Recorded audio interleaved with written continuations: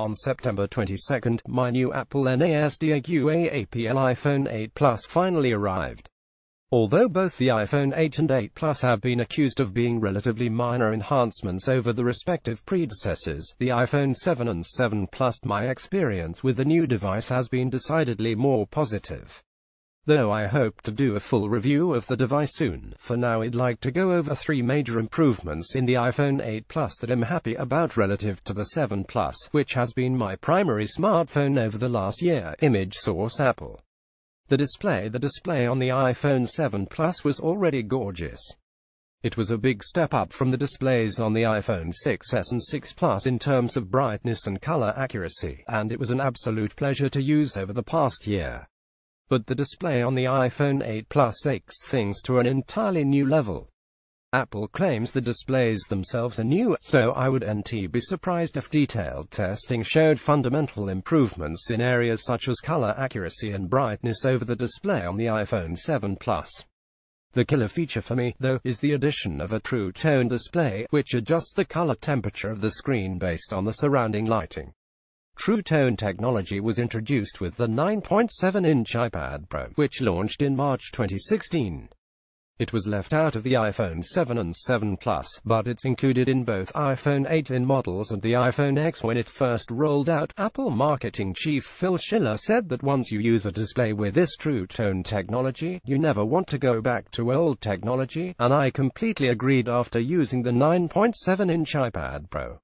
This is a great feature that makes the viewing experience on my iPhone 8 Plus a dramatic improvement over that on the iPhone 7 Plus. The display on the iPhone 8 Plus is sharp and beautiful, a true visual treat. A really fast processor. I'm a chip nerd and always want faster devices. The A11 Bionic delivers for the iPhone 8. It's a performance monster. In the Geekbench 4 performance test, my iPhone 8 Plus yields a single-core score of 4,254 and a multi-core score of 10,238.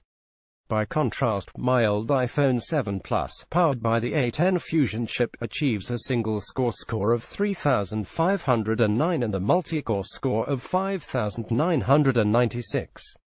That's a 21% improvement in single-core performance and a 70% improvement in multi-core performance, both rather excellent generational improvements, a top performance that was already best in class. It's not just the CPU that's gotten faster, though.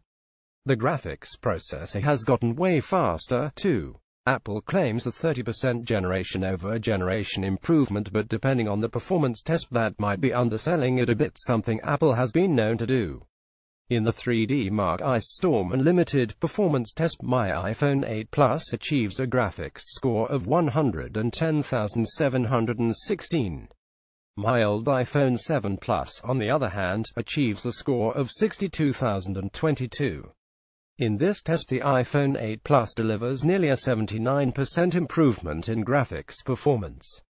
However, in another popular smartphone performance test, Antutu, the iPhone 8 Plus achieves a graphics subscore of 73,022, up about 30% from the 56,031 my iPhone 7 Plus achieves. I have to wonder if Apple's claim of a graphics processor in the iPhone 8 Plus that's up to 30% better than the one in the iPhone 7 Plus should they be marketed as. At least I'll try to do more testing in the coming days. At any rate, this kind of performance uplift would be impressive had Apple simply done yet another one of its excellent implementations of Imagination Technologies' graphics intellectual properties. But considering Apple says that the A11 Bionic chip includes Apple's very first in-house graphics processor, this effort is substantially more impressive. Not only has Apple managed to build a competent in-house graphics processor for mobile applications, which is no easy feat, but it has managed to build a best-in-class graphics processor for mobile applications. As an iPhone customer, I'm happy with the performance improvement. As a technology geek, I'm beyond impressed with Apple's chip teams. The iPhone 8 Plus comes in the same shape as the iPhone 7 Plus. If my 7 Plus were one of the variants with a white face, the phones would look identical laying face up on a table. However, Apple says the designs are all new, and I believe the company. The back of the phone is no longer aluminum, it's glass, which makes the device look far better than its predecessor. Yes, the iPhone 8 Plus is a thing of beauty, especially in the new gold color. The glass back adds a little more heft to the device, but I find it manageable. In exchange for that heft, though, the device just feels better in the hand, or in some use cases, given the sheer size of the iPhone 8 Plus, the hands